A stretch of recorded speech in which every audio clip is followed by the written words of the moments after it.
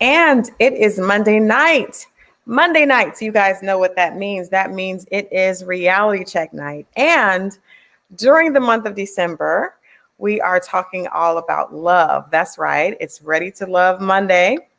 So our reality checks are back to back with cast members from Houston's third season of Ready to Love. I don't know if you guys tuned in on Friday. We're doing Ready to Love recaps every Friday right here on Rolling Out. And we had a great conversation with Dr. Michelle. We talked about some of the things that happened on the show. We said goodbye to Simone, which I was really upset about.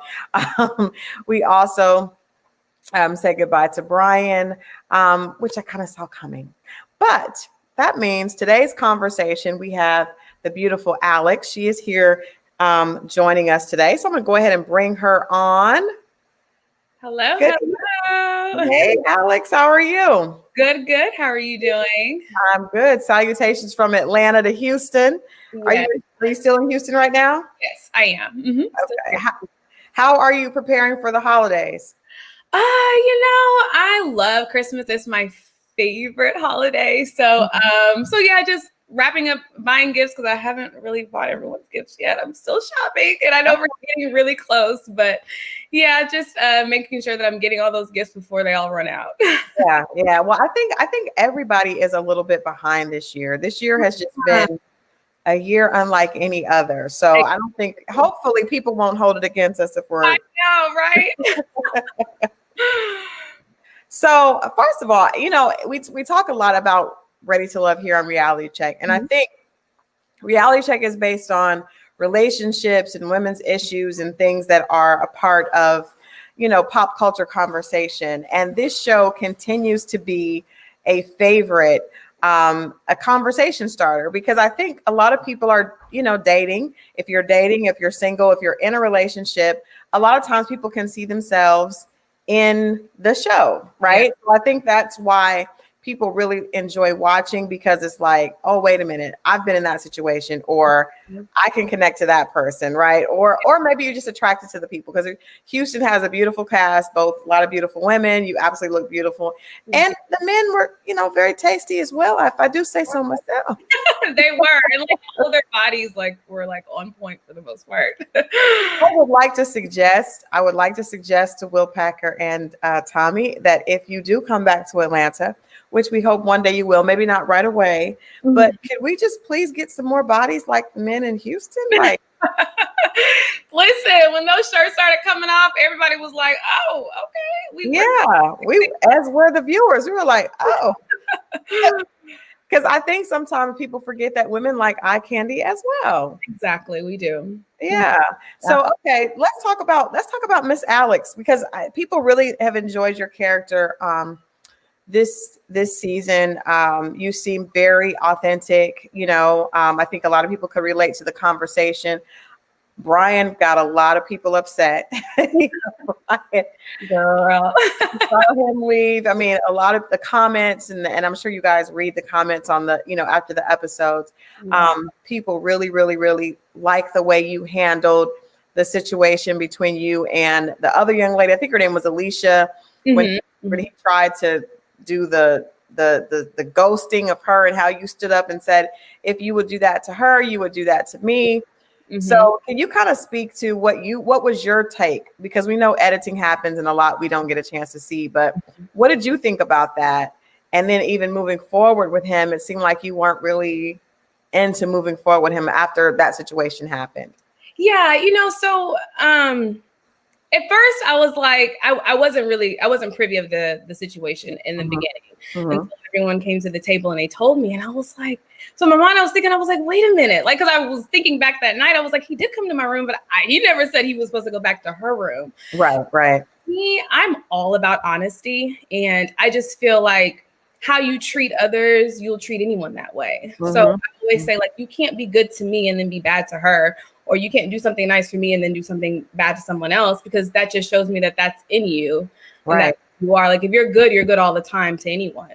So I didn't like it. And they didn't show the conversation that I actually had with him, but I did tell him, hey, I'm not really feeling that. I would have rather you had been honest and upfront with her and just let her know, hey, you know, I know I said I was coming back. And even if you did tell her that you were going and you decided not to, he should have voiced that to her and let her know, like, hey, you know, I'm not going to be able to come back. I'm gonna just going ahead and head to my room. A simple conversation, just a simple one-liner, just something to not her waiting, you know, because if the roles were reversed and that was me in that situation, I really would have been like, wow, like you couldn't just tell me, you know, like that you come back. You know, whether it hurts my feelings or not, I'm one of those people, like, I would rather you be honest, even if it's going to hurt my feelings, you know? No, I like that. It's like, I would rather have the ugly truth than a pretty lie. Exactly. All day. Yeah. So I well, first of all, I want to commend you on that, because I know this is a difficult situation, because, you know, it could be a guy that you're interested in is dating other women. So for you to say how you treat her is how you would treat me shows a lot of maturity on your part. And I don't think other women always see that, because you talk about just dating in the regular world, right? Yeah. It's almost like when a guy comes and talks to you and he's like, oh, my ex is crazy. It's always like, I'm like, well, what you do though? Like, hey, am I going to be crazy one day too? Exactly. Am I going to be the crazy ex? Exactly. Yeah. Yeah. So I commend you for saying that and really standing up for her. I thought that was, you know, really commendable. And I think Ready to Love has shown just really great relationships between Black women. And I think even over all the seasons they have. Yeah, really. So even the situation with Simone, and when you know, she kind of tattled, you know, went back and tried to start a little bit of mess, and you saw Winter and Joy just handled that beautifully, you know. So I love seeing that, even though you guys are dating men and it's got to feel kind of competitive and a little uncomfortable to be able to have each other's back and just say, no, if you're going to treat one woman like that, you can treat me like that too. Yeah, the maturity, all the women on there were very mature, and I did love that about all of them. And even Simone in that moment, like, she, you know, she realized that she was wrong. She was like, okay, I shouldn't have done it like that. You know, she also owned up to what she had done in the moment. Yeah, she did. I was rooting for her. I was really sad to see her go. She was like having a lot of, well, first of all, she was accountable for her actions. And then you saw her kind of opening up. Just, you know, how difficult is it, period, to open up to people that quickly in that type of situation? I think that was one of the toughest things, because you are literally like speed dating everyone, like, and you have to get to know so many different people. And it's like, you know, you have to be vulnerable with them. You don't want to seem like you're too standoffish, but then it's like you felt like you're just being so vulnerable to everybody. It kind of felt like it was taking, you know, a lot to do. So, I mean, that was tough. And for me, I've even expressed it on the show that vulnerability is hard for me. Yeah. But I have reached a point in my life where I'm open to be vulnerable with someone, as long as I can trust that I can trust them with my vulnerability, you know? So that was tough for me, because it was a lot, and it was a lot of different guys, like 10 guys. So you have to like be vulnerable with each one. So, so that was tough for me. But as the show progressed, I feel like I got a lot better, and I tried to really open up, and I was like, okay, if I'm gonna do this, I got to do it. Like, I can't hold back, you know? Yeah. Let me just take a step back first before I ask you. I want to ask you about your friend and her kind of analysis of the situation. But first, I want to ask you, where were you at in your dating life as a single woman before the show started that made you be open to actually doing this show? Yeah. So I've been single for now almost like 4 years. So, you know, I just felt like I was at the point in my life where I had done everything that I could possibly do. And it was kind of like, why not? You know, why not try something different for, you know, something as crazy as, you know, doing a show. Right. So I had just reached a point to where I also felt like, and then I also felt like I had done everything, but I wasn't dating the way that I should have. And that's something that the show taught me, is that I really need to date. So even though we were like speed dating on crack, as I think I've said before, even though it was like that, it was good to do, because it really showed me like, okay, if I'm gonna meet guys, like, I have to get out there. So I was at that point where I was like, okay, I'm ready. I've basically tried everything, but I haven't dated the way that I should have. So let me just give this process and give this experience a chance. See where it takes me. Yeah, well, I love that. Now, I want to probe a little bit more into dating on your own, because you said you weren't really doing that. Yeah, you gotta feel. I think I've heard, and I, you know, you can correct me if I'm wrong, but I know that in our community, especially, to be a woman dating multiple people is kind of uncomfortable. Yeah. For me, it's like, I don't really want to date 5 people at the same time. Right. So what did you learn, and how will you approach dating differently, with that experience from the show? Yeah. So, it does. So I haven't been the type that does date multiple people at one time. Like you say, it just makes you feel a little weird. But, my best friend always tells me, like, you're dating, like, you're not in a relationship. Like, it's okay to get to know people, Right. More than one person. Doesn't mean that, you just run around town, just, do it. You're just getting to know people. So, that was something that I struggled with, because it's like, I already didn't date. And then I did feel weird, like, dating multiple people. So Yeah. you just have to get into your mind, like, that it's okay to get to know someone, because you're just dating. Like, that's what dating is. Right. And it's 2020 and it's already hard enough. Like, so you might as well put yourself out there and see what happens. Absolutely. So we saw you kind of opening up and sharing things. It seemed like you and Brian did have a connection. It's like you guys were both attracted to each other.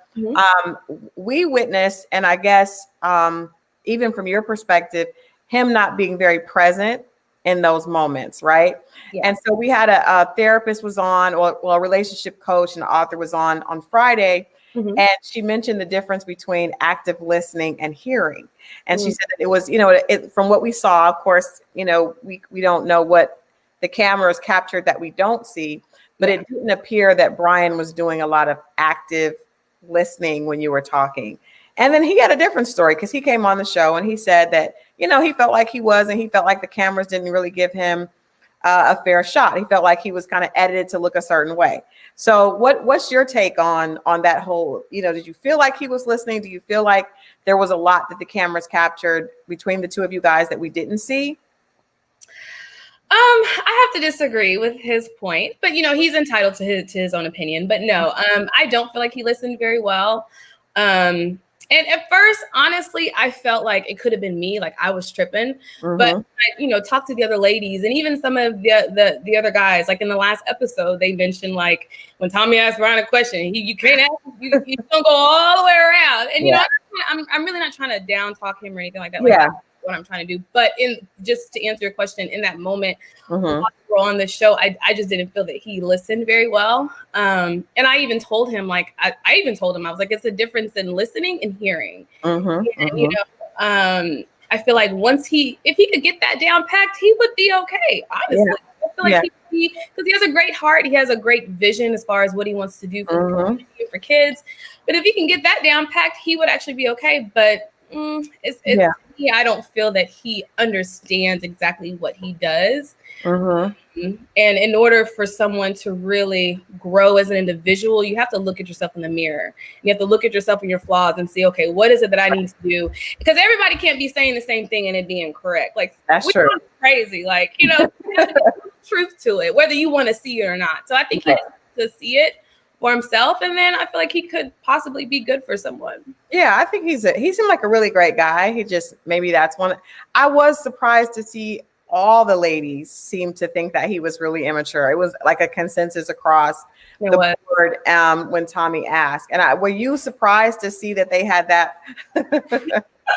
No, I wasn't. Just because, me and the ladies and I we had conversations, and I voiced my concerns with them as well. And when I told them different stories that, weren't shown or things that happened, they were like, yeah, I can see that. I can understand. Like, I could see him doing that. So, so no, I wasn't surprised. To me, it was more of like a confirmation, like, okay, I'm not crazy. Like, maybe I'm not pointing out his flaws and not really looking at myself, because, we as people do that all the time. So that was good for me to be like, okay, it's not just me. I'm not the only one who sees this. Right. Well, let me ask you, let's talk about when your friend came, because I thought that was interesting. Yeah. Again, I love the fact that they show strong relationships between women. I think that the show does a great job of that. Yeah. And then also the fact that sometimes our friends can see stuff in us that other people cannot see. So when your friend said that she could tell that you weren't really, there was something about you that wasn't really comfortable with Brian, and then you kind of looked at it differently. Do you take your friend's advice? Did that something that really struck a chord with you? Because you seem to really take what she said to heart when she was like, are you really into it? And you're like, well, maybe I'm not. No, yeah, but I said that, but in the back of my mind, I was starting to have those feelings. Okay. So it was also another confirmation. It wasn't like because I know it seemed as if like she said it, and then everybody was like, oh, she was feeling Brian, and all of a sudden her friend came, and she wasn't like, that wasn't how it really. I was starting to have those feelings like within. I didn't express it, but when she pointed it out, I was like, okay.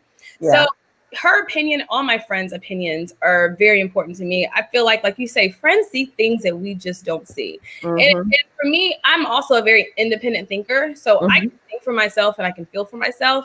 But I feel like sometimes your friends' opinions or their outlook on certain situations kind of helps all of your thoughts come together in a sense. It's like, okay, I was feeling this here and there, but her coming in and was like, I'm kind of seeing, a little disconnect. I'm like, okay, I knew I was kind of feeling this. So it's kind of like all my feelings kind of came together. And it was like, okay, like I kind of was feeling that. And just having her there and just giving her advice. And we've been friends for over 15 years. So like, she knows me, like, kind of like, because we've been friends for so long, like she knows me, like, and she knows things that, how I act when I do like someone, or how I'm like, I'm not really too sure about him. So yeah, I mean, I do take her advice, but at the same time, like I say, I'm an independent thinker. So even though my friends or my sister might give me advice, I'm still gonna, go with my own gut. Right. Yeah, that makes sense. I can see that with friends kind of helping you put it in words, what you may have been thinking. They can kind of see that. So I have to ask you, because a big conversation piece was the dynamic between Nia and Chris, right? And that whole conversation of, what women expect from men, providing, going halvesies, that entire thing really caused a huge conversation on social media. And I was just interested to ask the other castmates, what did the other women think about his statement? Because he shared that, and it seemed like everybody kind of had a little pushback to it. I don't know if everyone else would have been as dismissive to him, as Nia was. But what was your thoughts on that entire exchange? Yeah. So for me, I want to say they showed this when Joy, myself, and Simone were talking to Chris. I think Joy said it. She was like, you have to set your expectations up front. So for me, it's like, if a man does feel that way, if that's the way you feel, I just need to know that up front. So I'm the type of person where, I'm okay with splitting. Certain things, I'm not like I don't want to take all the bills. But then again, I grew up with a father who's super old school. So he's the type that like took care of everything and did everything. So for me, seeing that and hearing that, it is a little foreign to me just because of what I grew up and what I witnessed. But I just feel like in situations like that, you just have to be upfront for what you want in the beginning. So if you establish those boundaries and you establish what it is that you will do as a man, it's up to the woman to stay. If she's not feeling it, then I can go find someone else who will pay the mortgage and who will pay all the bills, but I ain't gotta pay nothing, So in that moment, I just feel like that wasn't what Nia was looking for. So in her defense, she was like, this isn't what I'm looking for. But I'm glad that Chris was also upfront about what it was that, he just didn't say what she wanted to hear. He told her the truth, like, this is what I'm feeling. So that's just kind of how I feel. You just have to set the boundaries up front for me. And I feel so you would be open to it if the conversation is said up front. Because I don't, he wasn't trying to hide it. They just, exactly. He wasn't. So were you surprised at her reaction? No, I wasn't. I love Nia too. I love all the girls, but Nia is a very straight shooter. She's like a straight shooter. Yeah. So I wasn't surprised because that's how she is. She's very straightforward. She's gonna tell you exactly what she's thinking.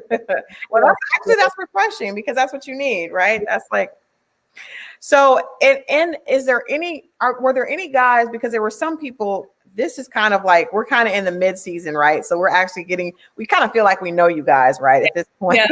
But were there any guys that were let go early on that you wished you'd had more time with? Yeah, I would say David is one. For sure. He, I don't feel like he got enough time, and just the way the situation happened, it just was, to me, it was a big misunderstanding on both ends. So I just feel like, I wish he would have stayed just a little longer, just so he could have gotten a chance to get to know the women and actually go through the process. So yeah, I would say David. Were there any other women that you would stay? I know the ladies from the first and second season have remained friends and, made some great friendships. They're like, man, I found love. We found great friendships. So were there women that you formed new friendships with? Yes, actually, a lot of them, honestly, like Adriana, Simone, Danny, that's my girl, Naya. She just came out with a conditioner, juice and berries, I think, conditioner. I went to her salon and got it. Like Alicia, she, just everyone. I've actually pretty much been in contact with most of the ladies. Nice, very, very nice. Yeah. Well, so you told us moving forward that you would definitely date differently. What about your type? Because I think, do you have a specific type of man? Obviously, a lot of men are saying you're absolutely beautiful. And we know that I don't want to give away any spoilers. We don't want to make Own upset with us by giving away spoilers. You're right. I don't need nobody mad at me. Yeah, I don't want any trouble. But I do want to ask you, what are, I guess, those things on your list that are non-negotiable when you are dating for someone that you would be interested in moving forward with? Yeah. So I don't necessarily feel like I have a type, even though my friends say I do. I don't personally feel like I do. But if I had to say, I really just want like a God-fearing man who I can just joke with, have a good time with, someone that I can be vulnerable with and, talk about my past. Because I did briefly talk about, my domestic violence situation. And, a lot of people were wondering like, is she healed? And I'm healed from it and I'm good. But just someone that I could even be comfortable talking to about that, just being vulnerable. So I just really want a God-fearing man that I could just have fun with and vibe with. Like I'm really big on vibes and energy and just having that like connection that's like unexplainable. I know it sounds cliche, like, it's so but I really there's nothing wrong with that. I think we all want that, but you got to put it into words. Did you go to therapy after your past relationship? I didn't actually, no. But I've always said that that I would be open to it. Sure. I would be open to it, but I never did. But I'm not knocking it either because I'm sure that there are things that actually I have noticed that there in my past relationships things that I did go through in that relationship that kind of boiled over. But I kind of figure out I kind of got through the kinks of that in my opinion. But I would definitely be open to it. Would you have words of advice? Because it's crazy. I have a good friend of mine that I had a conversation with this morning. One of her best girlfriends from college was killed by her husband of 11 years, and then he killed himself. Totally unexpected. Beautiful family, 3 children. They were married, like I said, married 11 years, and then all of a sudden this happened. We don't know what had been going on in the process, but are there any, I guess, things that you could suggestions or advice that you could give to someone that may be going through a situation like the one that you were in? For me, after the fact, I realized that it really starts with you. And it starts with your self-worth and knowing like your self-worth. I feel like as women, we think we know our self-worth, but if we're in a situation like that and we allow it to happen, we don't. And that's something that you have to believe in and you have to pray about and have faith about and believe that I'm worth more than this. And, I grew up in a good family. Like I didn't have, I hate to say like daddy issues or anything like that. I don't want to like talk down on anyone who does, but I just, I grew up with a loving father. Like it was nothing like that made me feel like I had to be in a situation like that. It was just, I was young and I was just in love, but you have to know your self-worth and know that you have to believe in who you are and know who you are as a woman and what you're willing to take. And if you do know that, then you'll never be in a situation like that.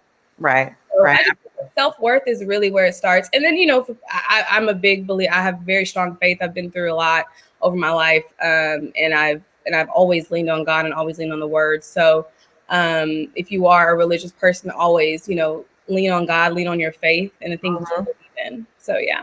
Yeah, that's good advice.